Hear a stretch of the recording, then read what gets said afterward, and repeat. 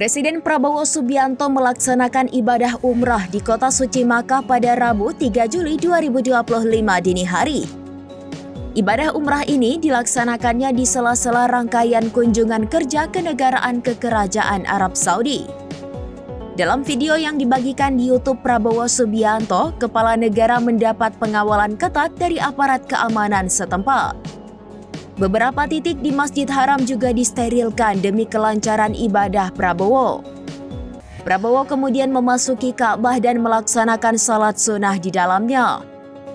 Setelah keluar dari Ka'bah, Presiden Republik Indonesia menunaikan sunnah mencium Hajar Aswad, dilanjutkan dengan melaksanakan tawaf mengelilingi Ka'bah.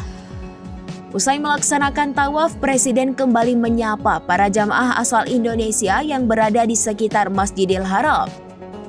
Ibadah umrah Presiden Prabowo berlanjut dengan melaksanakan sa'i dari Bukit Syafa ke Marwah, kemudian diakhiri dengan tahalul sebagai tanda selesainya rangkaian ibadah umrah.